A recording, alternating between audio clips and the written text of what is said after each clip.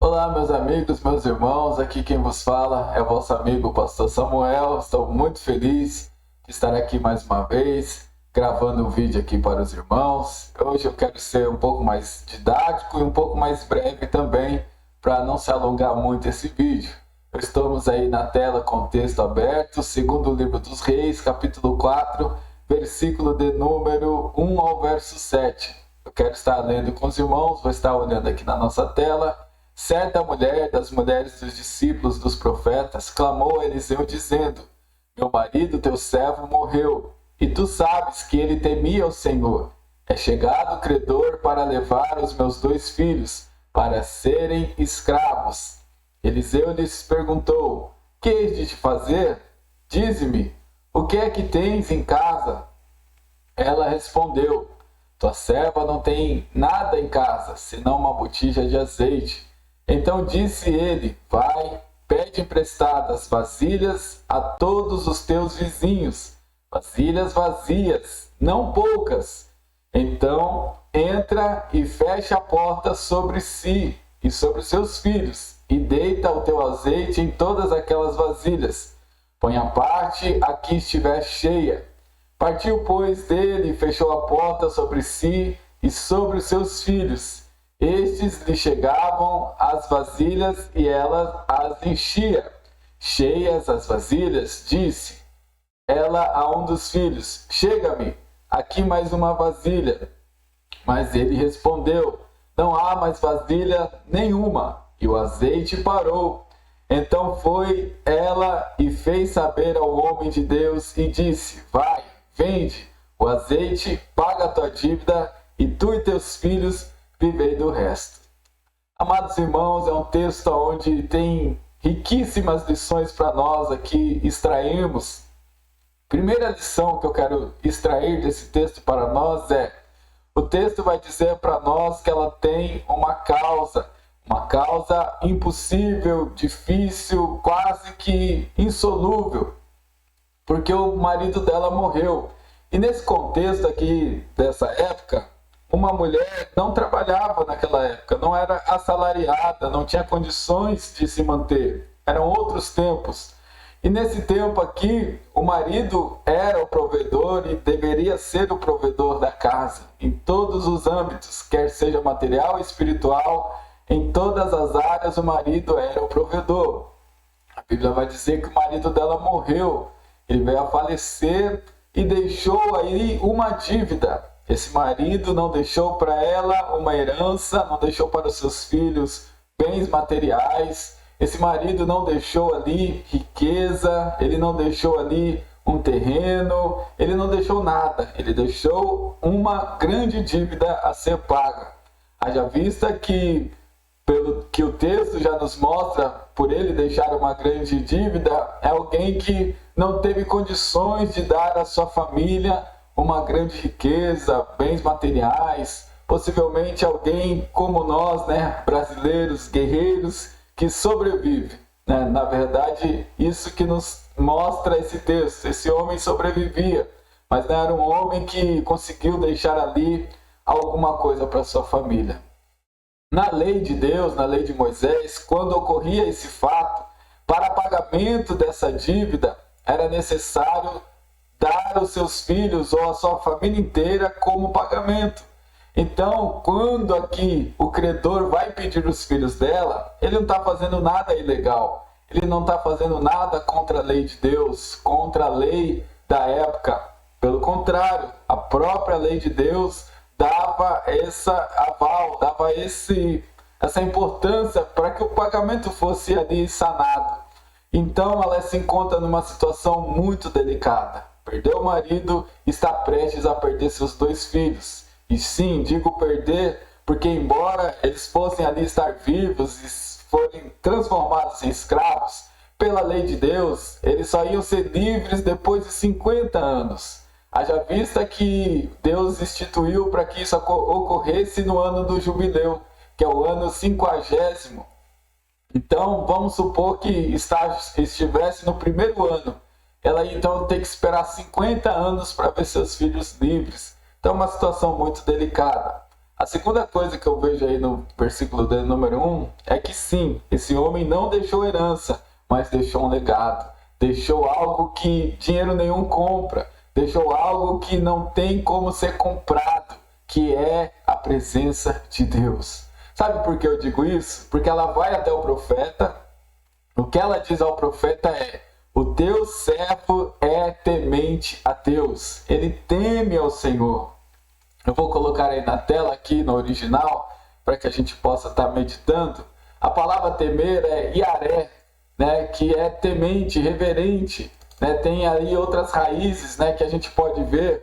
Ter admiração, por ser admirado, temer, reverenciar, respeitar. Então, né, isso que a gente vê neste homem, ele tinha um temor, ele tinha um respeito com Deus e com as coisas de Deus. E você olhar bem, alguns vão dizer que este homem aí mencionado é um homem chamado Obadias. Os historiadores e alguns estudiosos indicam que o marido dessa mulher era o Obadias. E quem foi Obadias? Obadias significa servo. Por si só, ele já é um servo. Mas Obadias foi aquele homem que acobertou os profetas no tempo da perseguição de Acabe e Jezabel. E ele escondeu aqueles homens e dava ali aqueles homens pães e água todos os dias, protegendo os homens de Deus. Se de fato esse homem que aqui está sendo mencionado for Obed, é um homem que fez muita coisa para o reino de Deus, para Deus. Era um homem que fazia as coisas para a obra de Deus. E quando nós fazemos as coisas para Deus, automaticamente o Deus da obra faz nas nossas vidas. É uma espécie de investimento. Quando a gente investe nossa vida no reino, o reino também nos dá grandes bênçãos em todas as áreas da vida. Então, você percebe que ele não investiu, quer seja Obed ou não, ele não investiu terrenamente na vida dele material, mas ele investia no reino de Deus. Ele era um homem temente a Deus. E hoje, na nossa sociedade tão materialista, os pais têm procurado deixar ali riquezas, têm procurado deixar bens, e isso não é errado, pelo contrário. Se tem condições, deve mesmo. Porém, o principal que você tem que passar para o seu filho é ele ser temente a Deus. É ele respeitar a Deus, é ele reverenciar a esse Deus. Isso este homem fez com muita excelência. A Bíblia vai dizer para nós que esse credor foi lá pedir para que os filhos dela fossem dados como pagamento. E ela automaticamente se lembrou de que seu marido era um discípulo dos profetas, um homem que estava ali ajudando os profetas, e ela foi até o chefe dos profetas, que é Eliseu. Eliseu foi quem sucedeu Elias. E quando ela chega na presença do Eliseu, ela já fala logo o que está acontecendo, né? Que ela está com uma dívida a ser paga, deixada pelo seu esposo, e que precisa pagar, senão seus filhos vão ser levados como escravos. Primeira coisa aqui que eu quero destacar nessa passagem: ela foi ao homem de Deus. Quando você tiver um problema, quando você tiver uma dificuldade, quando você tiver algo que você não é capaz de resolver, vá até um homem de Deus, vá até uma mulher de Deus. Procure, no seu caso aí, se for cristão que está nos ouvindo, procure o seu pastor, procure ali alguém, alguma liderança na sua igreja, a qual você confia, a qual você possa expressar o seu problema, porque essas pessoas estão capacitadas, gabaritadas para poder te ajudar, para poder dar uma solução para a sua vida. São pessoas dotadas de um conhecimento de Deus, não são melhores que você, só são separadas para esse ofício. E elas vão poder te ajudar. Ela foi na pessoa certa, ela não foi na pessoa errada. Ela foi na pessoa que pode fazer algo pela vida dela. Louvado seja o nome do Senhor. Então aqui a gente aprende isso também. Vá direto na pessoa que pode fazer alguma coisa pela sua vida. Não perca tempo com pessoas que não vão poder te ajudar. Aqui ela foi na presença do profeta e diz a Bíblia que ele então disse para ela: o que você tem? Ela vai dizer assim: eu só tenho um pouco de azeite, tua serva nada tem em casa, senão uma botija de azeite. Deixa eu te dizer algo também no verso 2. Sempre tem alguém, sempre tem alguma coisa na nossa vida. Sempre vai ter alguma coisa que Deus possa usar para fazer uma grande obra, fazer um grande milagre. Ela, no caso, tinha uma botija de azeite. O que você tem? Pense nisso. Sempre vai ter alguma coisa na sua vida para Deus descer e fazer um grande milagre. O texto diz que ele orienta ela a pedir vasilhas emprestadas. Aqui vai uma outra lição para a nossa vida, a importância da comunhão, a importância de nós estarmos em relacionamento um com o outro, a importância de se dar bem com os vizinhos, com os irmãos, da congregação que estamos, a importância do bom convívio, porque uma hora a gente pode precisar um do outro. Uma hora a gente pode estar necessitado da ajuda do vizinho, que às vezes você não se dá bem com ele, da vizinha que às vezes você nem quer ver na sua frente. Nós precisamos um dos outros. E ele vai dizer para ela, vai até teus vizinhos e pede emprestado. E se ela não tivesse um bom convívio com os vizinhos? E se ela não se desse bem com os vizinhos ali que ela tinha? E se ela fosse aquelas mulheres que são difamadas na vizinhança como fofoqueira, como pessoas de má índole, como pessoas que, enfim, diversos adjetivos aí desqualificativos que não vem ao caso aqui estar mencionando. E se ela não se desse bem com seus vizinhos? Como que ela ia conseguir essa ajuda? Pois bem, o texto diz que ela seguiu essa orientação do profeta, pegou emprestado ali várias vasilhas e foi ali até a sua casa. No verso 4, ele vai dar mais uma orientação para ela que eu também quero passar para mim, para a sua vida. Ele disse para ela, entra e fecha a porta. Entra e fecha a porta e você e seus filhos vão estar ali vendo algo sobrenatural. Ele diz no verso 4, então entra, fecha a porta sobre ti, sobre os seus filhos, deita o teu azeite em todas aquelas vasilhas. Põe a parte a que estiver cheia. Olha só que interessante, ele fala para ela, olha, entra e fecha a porta. Ele pediu sim para que ela pedisse vasilhas vazias, mas para entrar dentro da casa dela era só vasilha, o vizinho ia ficar pro lado de fora. Não é que a gente não vai receber pessoas, não é que a gente não vai recepcionar, a Bíblia diz para nós em Hebreus que nós devemos ser hospitaleiros, receptivos, mas cada caso é um caso e cada hora tem a sua devida colocação. Eu quero dizer para você que o texto diz para ela, fecha a porta. Está na hora da gente aprender essa lição. Fecha a porta. Fecha a porta para o pecado, fecha a porta para o mal, fecha a porta da sua casa para coisas que não vai agregar. Fecha a porta. Não abra a porta da sua casa para qualquer pessoa. Não abra para qualquer coisa. Não abra para nada que não seja de Deus. Abre a porta somente quando Deus assim o mandar. Fecha a porta para pessoas negativas, fecha a porta para fofoqueiros, fecha a porta para pessoas que vão ali deixar o ambiente pior do que já está. Fecha a porta. O profeta foi bem explícito na orientação. Fecha a porta da sua casa. Vizinho nenhum tinha que ver aquilo acontecendo. Vizinho nenhum tem que saber que aquela mulher tem uma dívida. Quando você abre a porta para certas pessoas, determinadas pessoas, você está abrindo a porta para que sua vida seja exposta. E todos fiquem sabendo que você tem uma dívida, que você tem um problema. Não é isso que Deus quer para a sua vida. Então, eu também aprendo uma outra coisa aqui nesse texto, é que tem coisa que Deus quer fazer exclusivamente na nossa casa. Ele não quer fazer na outra, ele não quer fazer na da direita, na da esquerda, ele quer fazer na sua casa. Então, para isso, você precisa seguir determinadas orientações. Toda promessa está aliançada com instruções, e todas as instruções estão aliançadas às promessas. Digo isso com base também no verso 5, que diz, partiu, pois, dele e fechou a porta sobre si e seus filhos. Então ela obedeceu essa orientação. Ela não fez nem mais e nem menos. Ela seguiu à risca o que o profeta lhe falou. Quando a gente obedece às instruções de Deus, nós temos a garantia do milagre. Talvez não estamos recebendo o que estamos buscando, justamente por estarmos em desobediência às instruções. E a maior instrução que temos aqui, eu vou pegar um exemplar da Bíblia Sagrada, aqui está todas as instruções. Na palavra de Deus, de Gênesis a Apocalipse, você encontrará tudo que você precisa para ter uma vida nessa terra. Digo para você, vitoriosa sim, mas também com muitas dificuldades, mas vencendo todas as dificuldades. Aqui nós não vamos viver no mar de rosas. O que nos promete o Senhor é que no mundo teremos aflições, mas Ele recomenda, tenha coragem.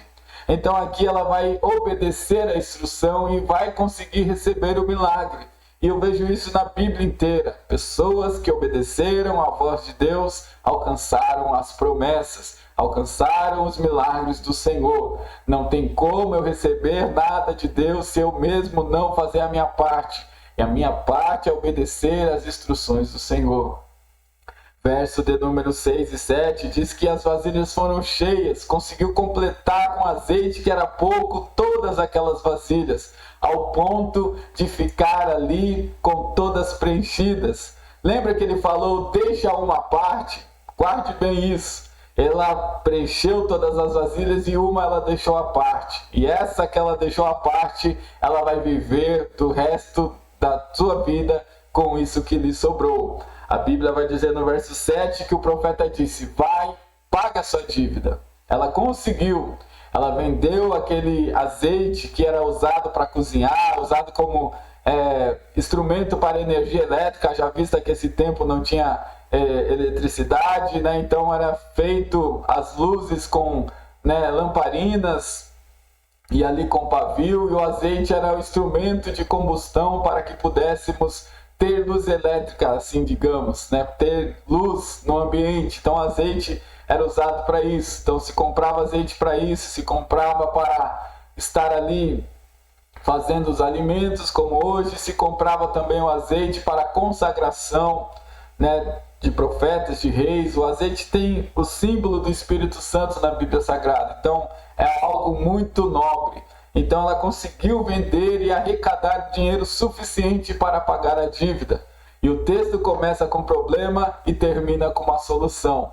E é isso que eu quero te dizer. A sua vida pode estar com problema, mas tem uma solução. Tem algo que Deus possa fazer pela sua vida. O texto termina dizendo para ela assim, vivei do resto, né? Eu quero aqui ver aqui contigo a palavra resto no original, e atar, que significa ser deixado, sobrar, restar, remanescente, né? Aquilo que sobrou, preservado. E tem aqui também a sua raiz, que eu gosto muito, né? Que é aquilo que é suficiente, né? Então, olha só, o finalzinho aqui onde estou passando o mouse, suficiente, suficiente. Ela vai viver daquilo que é suficiente. Ela teve condição de pagar a sua dívida e ainda sobrou para ela viver daquilo que é suficiente. Deus sempre vai ter o que é suficiente para a minha e para a sua vida. Ele sabe a medida certa daquilo que necessitamos. Então não se desespere, não fique aí preocupado com amanhã. Deus sabe do que você e eu necessitamos. E Ele orienta nossas vidas em Mateus capítulo 6, versículo 33. Buscai primeiro o reino de Deus e a sua justiça, e estas coisas vos serão acrescentadas. Então vai ser acrescentada a veste, vai ser acrescentada a moradia, tudo que você necessita, Ele vai te acrescentar. Mas busca o reino de Deus. Então nós aprendemos aqui nesta ministração, nessa pequena aula, algumas lições que a gente possa aplicar em nossas vidas para sermos vitoriosos como essa mulher foi. Você tem um problema? Você precisa de Deus, e Deus tem a solução para resolver sua vida. Meu nome é Pastor Samuel, você já está aqui há algum tempo, seja bem-vindo, você que está chegando pela primeira vez. Estaremos aí, na medida do possível, gravando aulas, pregações, lives, para que sua vida seja edificada com a palavra de Deus. Sempre com uma palavra de esperança à sua vida e ao seu coração. Se inscreva no nosso canal, ative o sininho para não perder nenhuma das atualizações. Compartilhe, por gentileza, com o máximo de pessoas que você conseguir, para esse canal crescer e a mensagem ser espalhada aí pelo Brasil e pelo mundo afora. Que Deus venha abençoar. Qualquer coisa, deixa aí no comentário seu pedido de oração, tudo que você necessita, que nós vamos estar orando pela sua vida. Amém? Que Deus te abençoe. Um forte abraço.